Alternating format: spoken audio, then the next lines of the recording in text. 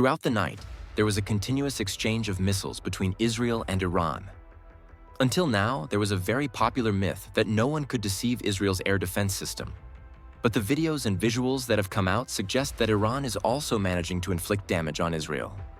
Although Israel has caused more damage to Iran so far in this 4-day war, recent reports indicate that the Indian Air Force, during a joint surveillance operation with Allied forces, successfully destroyed an Iranian aerial refueling tanker approximately 1,400 miles from Israeli airspace.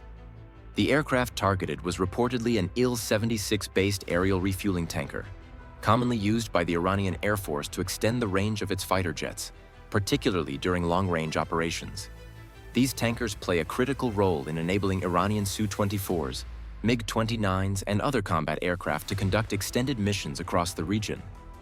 The incident, though still under investigation, has heightened tensions in the Middle East and raised questions about Iran's air operations so far from its borders. A new phrase has emerged in the Iran-Israel war. Analysts are saying, "The day belongs to Israel, but for a few moments, the night belongs to Iran." Yesterday, Israel kept attacking Iran's capital, Tehran, throughout the day. And at night, Iran responded with ballistic missiles. In this context, a new statement has come from the Iranian side. Iran's Revolutionary Guard Corps claimed they used new methods to weaken Israel's air defense systems more quickly.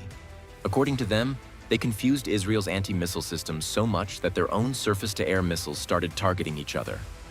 This not only reduced Israel's missile stock, but also made Iran's attacks more successful.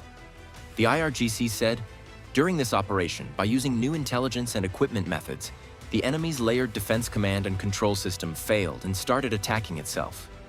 The relatively small size of Israeli territory and the very high concentration of missile defense assets both on land and at sea makes it one of the most densely defended targets in the world, posing a significant challenge to the Guard Corps' missile arsenal. Iranian missiles have nevertheless been able to penetrate Israeli air defenses at a considerable rate, despite significant support being provided by U.S. Army THAAD anti-missile systems deployed in Israel and U.S. Navy Aegis destroyers at sea. The successful evasion of this multi-layered air defense network and very limited prior Yemeni missile attacks, however, set an unfavorable precedent and reportedly shook Israeli confidence in its defenses. Israel has requested greater support from its strategic partners in the Western world to intercept Iranian missile attacks, with the U.S. Navy expected to dispatch more destroyers armed with SM-3 and SM-6 anti-ballistic missiles to the eastern Mediterranean for this purpose. According to reports, the ballistic missiles that Iran is firing at Israel cost between $500,000 to $1 million each. In comparison, the U.S.-made THAAD air defense system used by Israel has interceptor missiles that cost around $12 million each, and sometimes 2 THAAD missiles have to be launched to intercept just one incoming missile. Even then, Iranian missiles are still hitting targets inside Israel. Now, people on social media are even saying that just like Israel devastated Gaza, Iran is now doing the same to Israel. You can see this in the videos being shared. There was also a statement from Netanyahu claiming that an Iranian missile hit the window of his house. Now, it's not possible to talk about the Iran-Israel war without mentioning the U.S. yesterday. Former President Donald Trump made a statement saying, "Now that the war has begun, let's go. I'll get Iran and Israel to make a deal," just like he claimed to have done between Pakistan and India. At the same time, while talking about making peace, the U.S. has deployed a large number of its aerial refueling tankers. What does this mean? It clearly suggests that the U.S. is now getting involved in the war as well.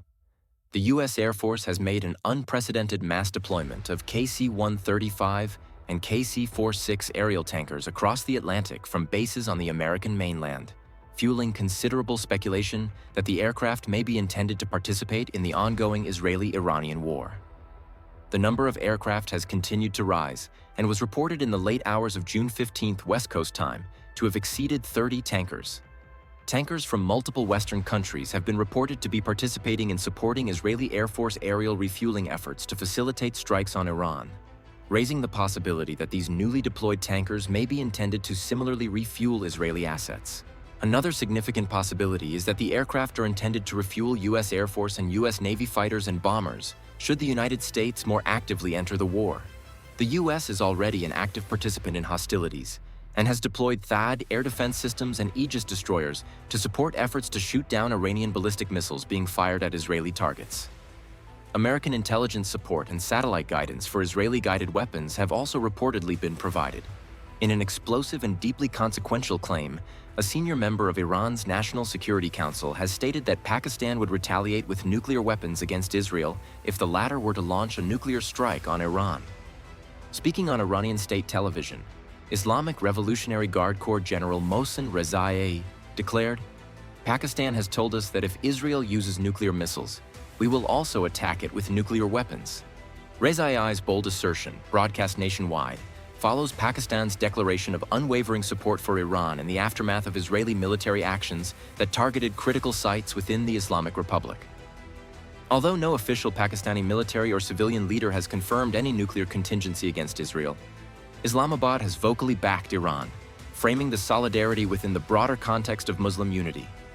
In addition, French intelligence has claimed that Pakistan helped Iran restore its air defense system, which had been jammed by Israel. With Pakistan's assistance, Iran was able to reactivate the system within an hour. However, apart from the French, this news has not been reported by any other source. That's all for today's update. Please subscribe and like this video.